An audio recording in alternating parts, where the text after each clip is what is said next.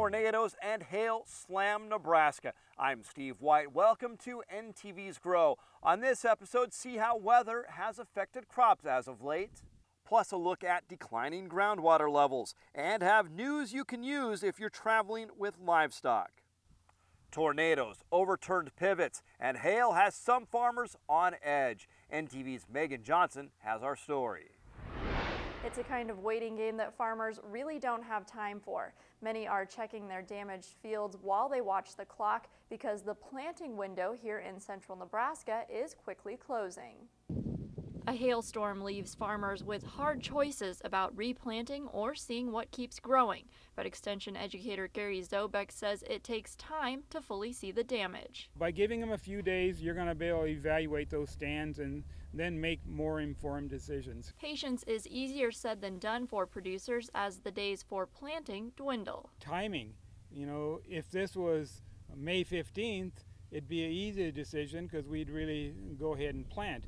But it's going to be more like June 15th or June 10th before we can get back in there. About this tall or so. Farmer Mark McHarg says he isn't left wondering about replanting this popcorn field. This is the worst hail damage we've ever had. I mean, there really isn't anything left. The question for us is, do we replant it to popcorn or do we replant it to field corn? Both of them are a little risky. We're trying to figure out what our options are. McHarg says finding seed and replanting quickly will be a challenge as he and other farmers work with insurance adjusters. The Farm Bureau leader says he had this popcorn federally insured and says the storm that damaged fields from central Nebraska into Iowa makes him thankful for the recently passed Farm Bill. We pay a portion of that premium, but Farm Bill picks up part of that, and we just really, this highlights the reason that we have federal crop insurance. Now, the University of Nebraska Extension has guides for assessing hail damage to corn, soybeans, and grains on their Crop Watch website. Visit nebraska.tv and click on this story to find a link to that.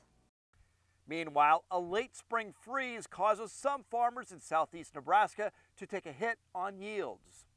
Officials say about 10% of corn plants in affected fields won't recover, and those that survive may yield 20 to 25% less corn.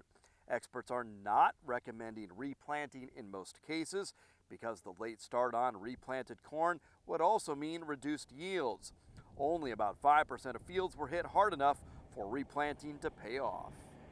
The late spring freeze damaged more than corn. Growers say the freeze wiped out Nebraska strawberries and hit vineyard grapes hard. Those who run berry farms say fruits are a loss, and some winemakers too report 30 to 50% losses to their grape crops. While we've seen more rains as of late, parts of central and western Nebraska remain in need of moisture. Much of the area has been added to the severe to extreme drought categories. The latest government report for Nebraska says a third of topsoil moisture is rated as short. Corn has emerged and rates well so far, and soybeans are mostly in the ground. Meanwhile, in Kansas, the rain provided some much needed moisture for the newly emerged corn and beans, but 60% of topsoil moisture is still rated short.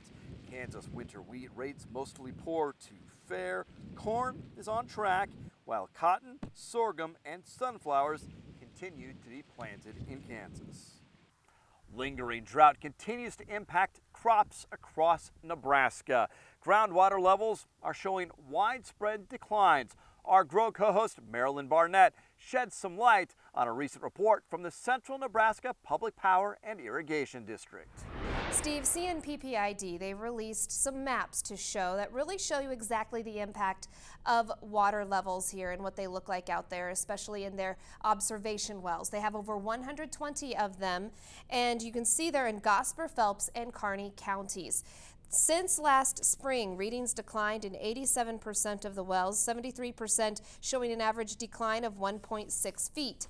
14% show an average decline of almost 4 feet.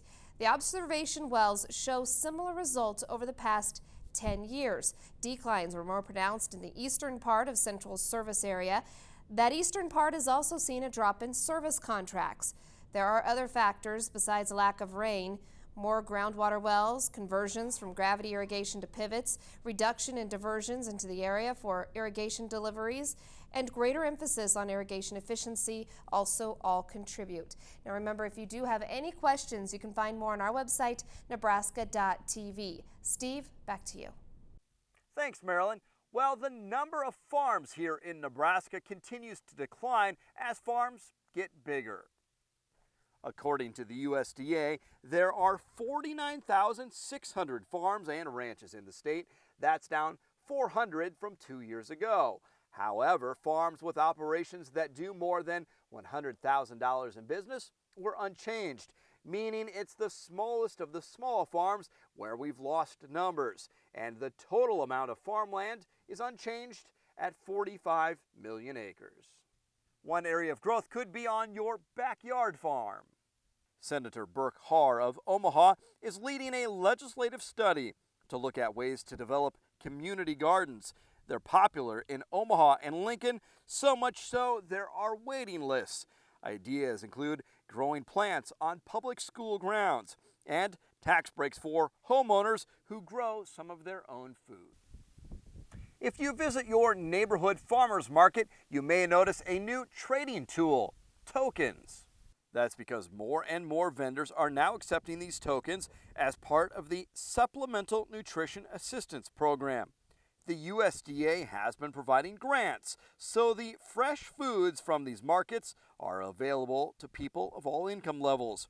In the past 2 years, the amount of SNAP money redeemed at farmers markets has nearly doubled, equaling about $20 million.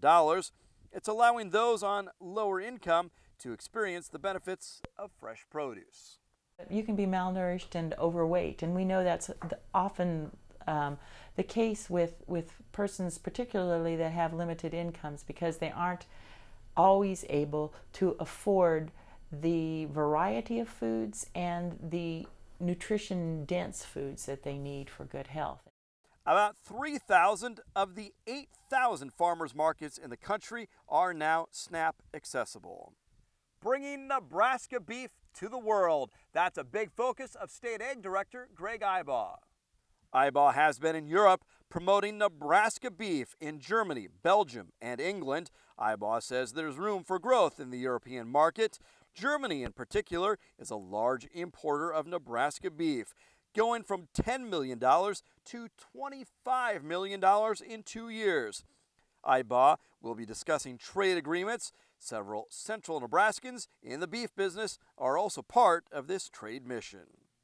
Many say a college degree is a must to work in agriculture these days.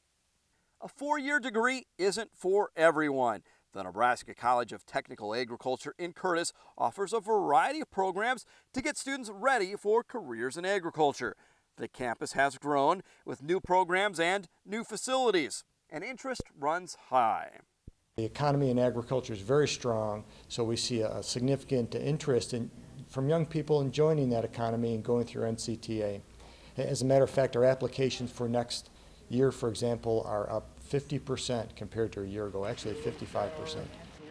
The school recently installed a new center pivot as part of a program to train irrigation techs for the workforce. After the break, learn more about travel restrictions for livestock. Plus, we will sit down with our market expert, and Regina Bird has our grow forecast.